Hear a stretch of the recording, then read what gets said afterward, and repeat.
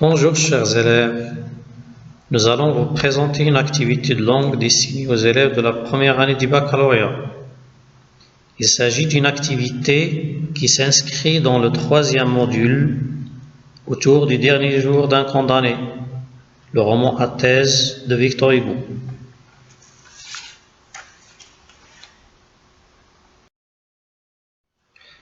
Dans cette activité, vous allez apprendre comment reconnaître les caractéristiques des tonalités pathétiques et tragiques et comprendre leur visée persuasive.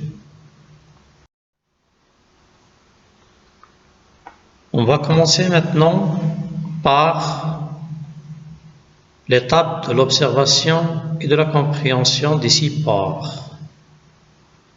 Je vais vous lire le support numéro 1.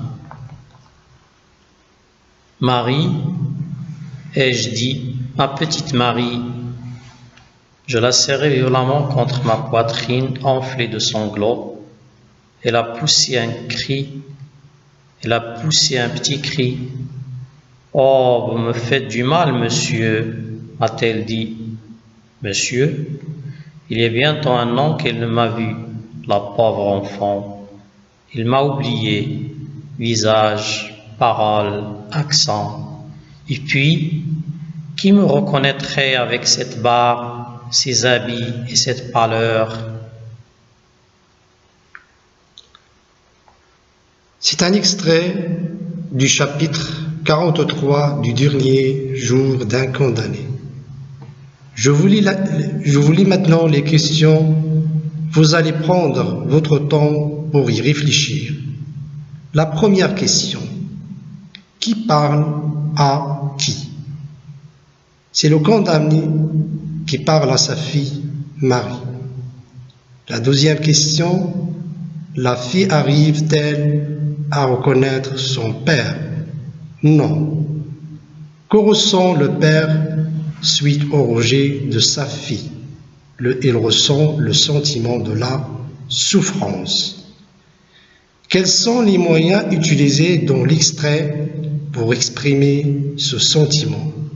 On a le champ lexical de la souffrance, les mots sanglots, cris, pâleur, la répétition du mot Marie, l'énumération, elle m'a oublié, visage, parole, accent, l'hyperbole, je la serrai violemment contre ma poitrine enflée de sanglots. Donc, comme vous remarquez, on a l'expression hyperbolique enflée de sanglots. La ponctuation forte avec les phrases exclamatives Marie, ai-je dit, ma petite Marie. Les phrases interrogatives qui me reconnaîtraient avec cette barbe, ces habits, cette pâleur. Pour la question 5, quel est l'effet que recherche le narrateur à produire sur le lecteur? Le narrateur cherche à susciter le sentiment de la pitié chez le lecteur pour l'exhorter à réagir contre la peine de mort. Pour la dernière question, alors quelle est la tonalité dominante dans l'extrait? Il s'agit simplement de la tonalité pathétique. Passons maintenant au support numéro 2. C'est un extrait du chapitre 49, le dernier chapitre dans le roman à thèse, le dernier jour d'un condamné. Cet exécrable bourreau, il s'est approché du juge pour lui dire que l'exécution devait être faite à une certaine heure, que cette heure approchait, qu'il était responsable, que d'ailleurs il pleut et que cela risque de se rouiller. Passons aux questions. Qui parle dans cet extrait? C'est le condamné à mort. Très bien. Dans quelle situation se trouve-t-il? Il se trouve dans une situation d'attente de la mort. Voilà. Le condamné peut-il échapper de cette situation? Non. Bien sûr, il ne peut pas échapper de cette situation. Question numéro 4. Quels sont les moyens qui traduisent cette situation?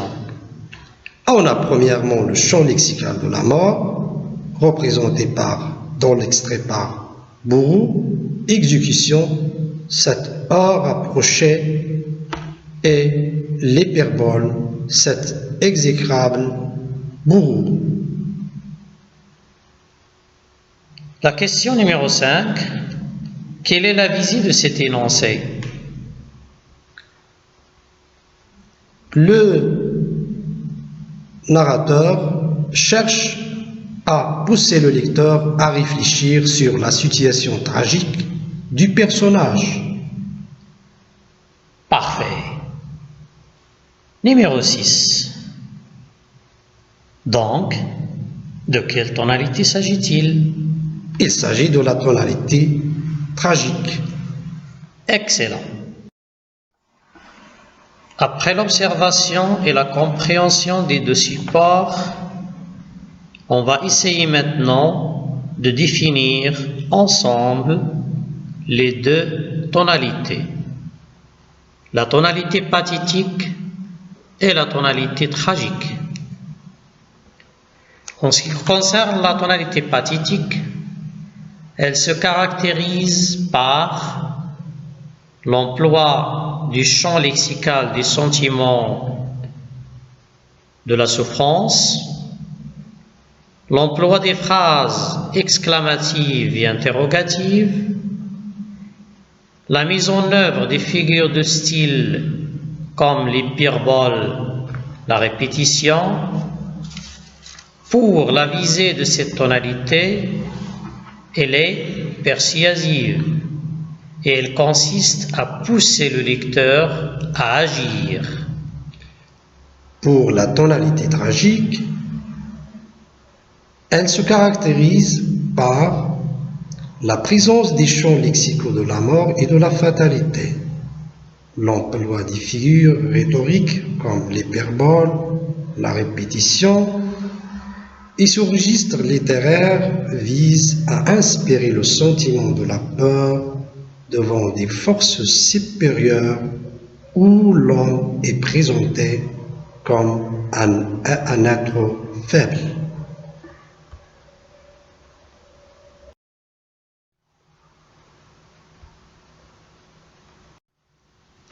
Et voilà.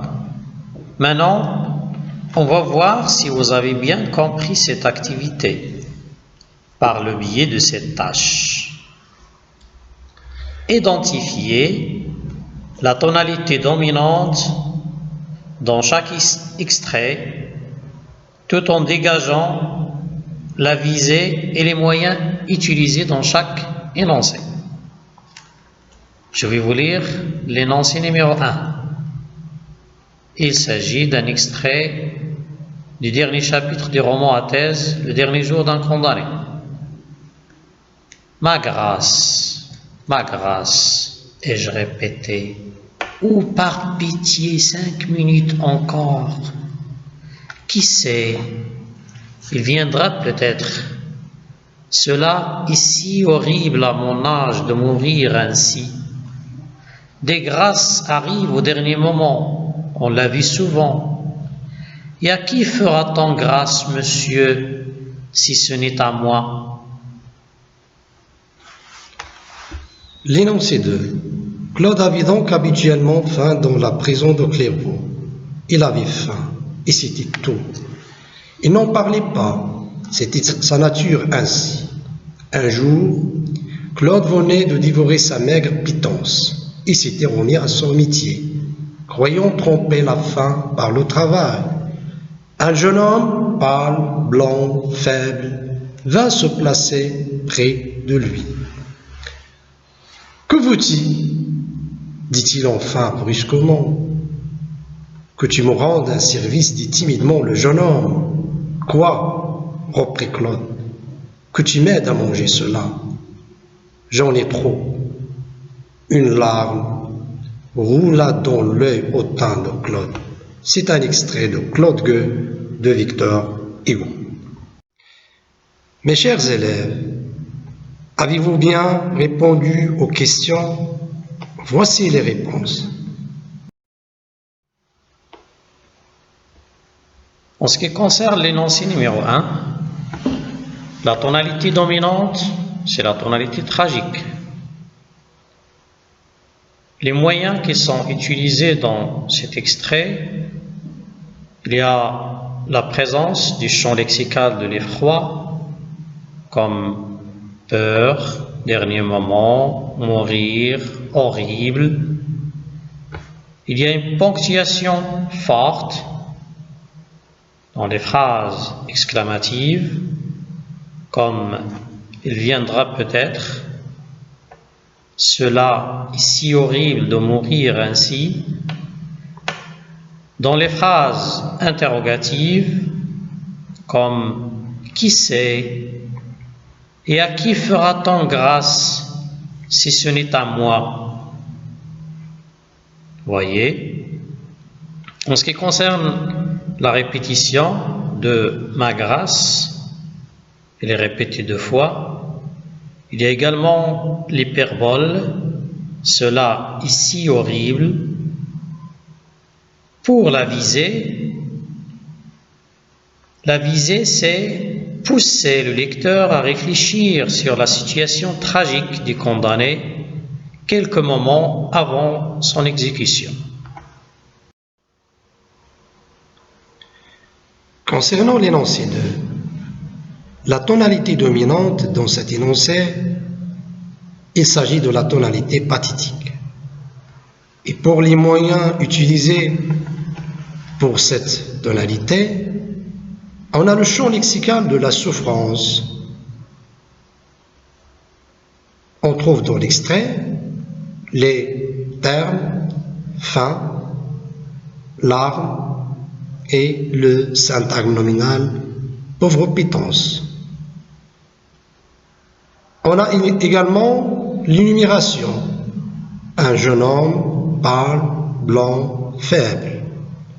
Aussi, on remarque que le discours des personnages, c'est un discours rapporté directement. Que veux-tu? Dit-il brusquement. Que tu me rends un service, dit timidement le jeune homme. Et voilà, merci de votre attention. Et attendez-nous pour une activité prochaine, Inch'Allah.